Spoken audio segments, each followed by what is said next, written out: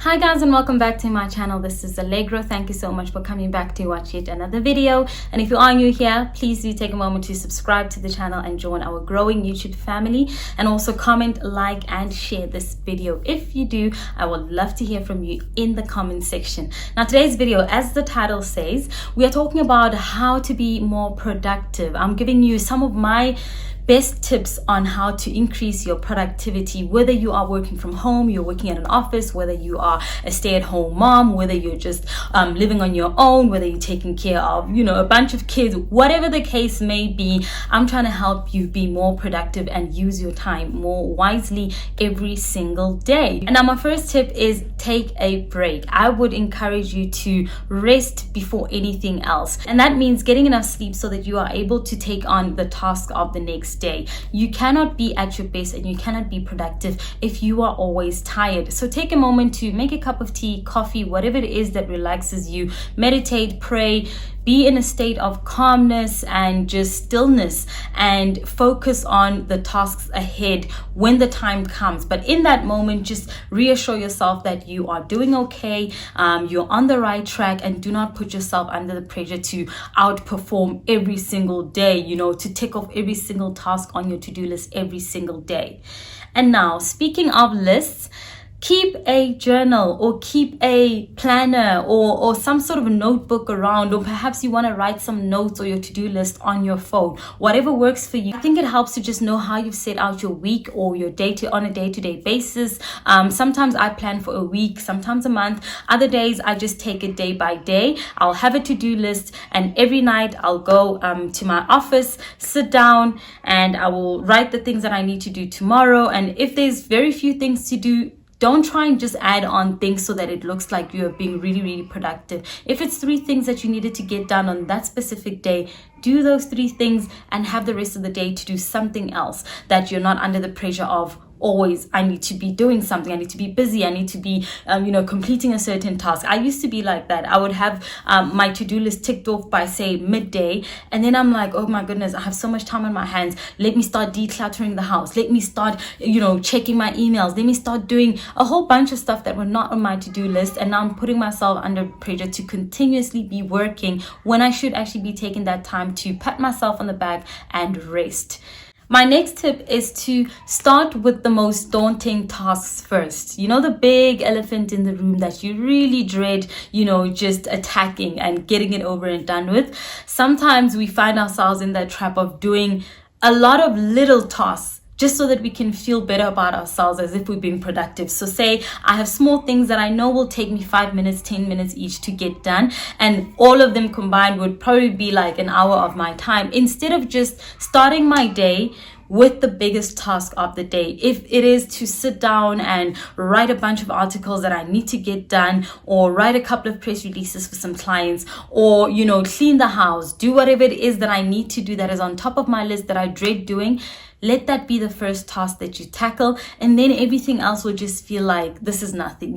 Once you got the big elephant out of the room, and then you just have to deal with the smaller little tasks, and you're fine. You see that, okay, I'm making progress, I'm being productive. But if you wait till towards the end of your day and you still haven't done that huge task that you should have done, it only gets more dreadful for you, and you feel like, you keep putting it off, and then you procrastinate, and you're like, let me just, I'll do it tomorrow, And speaking of procrastination, that is my next tip. In order to avoid procrastination, always tell yourself this. I read this quote. I'm not sure if I'll get it right, exactly how I read it. A while back, must have been last year or maybe 2 years ago.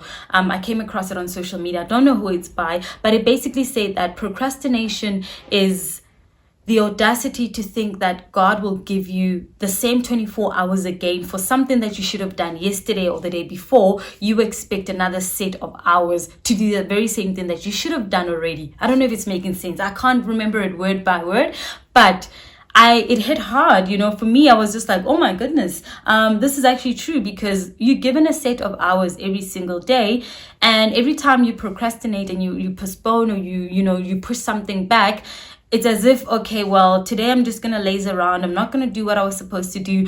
I do have some time tomorrow. The audacity to think like that. Do you actually have the time tomorrow? Is that time guaranteed? Do you know for sure that you have it, or could you be using those hours from the next day to do something else to better yourself, or to just rest instead of taking tasks from another day into another day and another week and another month? And before you know it, you're in the cycle where you just keep going. You just keep pushing things backwards. By the end of the year, there's so many things that you could have gotten right and that you could have gotten done, but you didn't do because you were just procrastinating, And my next tip, get off social media.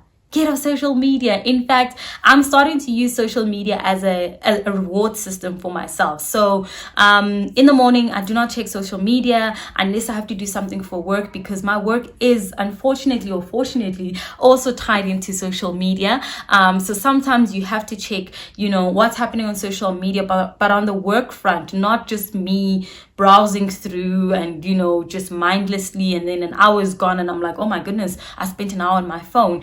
I've stopped doing that personally, because I hate wasting time, and I hate that the first thing I would see before I started doing this was other people's lives and whatever else that they were doing. You grab your phone, I'll check the news, I'll check social media, Facebook, Twitter, all of that, and then I start my day. Instead of starting my day doing what I need to do, getting settled in my day, in my routine, getting comfortable with it, whatever it is that I need to be doing. And then later on, when I have a minute in between my day, I sit down and I might scroll through social media quickly. I've also set this screen timer thing. I don't know what they call it. iPhone has it, I'm not sure about Android, where it basically will tell you how many hours you're spending on social media on each app every single day. And I've set a certain number of hours or like a timeline, time for myself, that when it gets to that, say I said 3 hours for Instagram, if I spend 3 hours, not just 3 hours straight, but collectively, if I spend 3 hours in a day on social media, it will tell you, and I know that it's time to cut it off. I've been on social media way too long, and I want to bring it even down, maybe to an hour a day, or maybe half an hour a day, to the point where I'm not so attached to social media. Even when I'm just living my day to day, I don't want to be living my day while the camera's in front of me. I'm taking content for this, I'm doing this, it's a lot, it is a lot. But if you are a content creator and that is your job, I get it. I have an entertainment website, which is why I say part of our work also is tied into social media. So I still have that love-hate relationship with social media, and I'm just trying to better myself in how I use the platform so that I don't end up wasting my time and just scrolling mindlessly, doing nothing instead of being productive. Now, I hope these tips have helped you. Do drop some of your productivity tips down below in the comment section. There's many more things I would like to touch on, but I think those are the main tips that I feel like are really taking away from us being productive. Your social media, procrastinating, not having, a set to-do list, whether it's in your planner or on your phone, and just really beating ourselves up every single time and not taking a break. Do not put yourself under extreme pressure. Even if it's 2 things you need to do every single day, do those things. You're still moving forward. It's better than not doing nothing and having nothing on your to-do list or in your planner. I hope this video has helped you, encouraged you in some way to be more productive and use your time wisely. I will chat to you guys in the next video. Bye.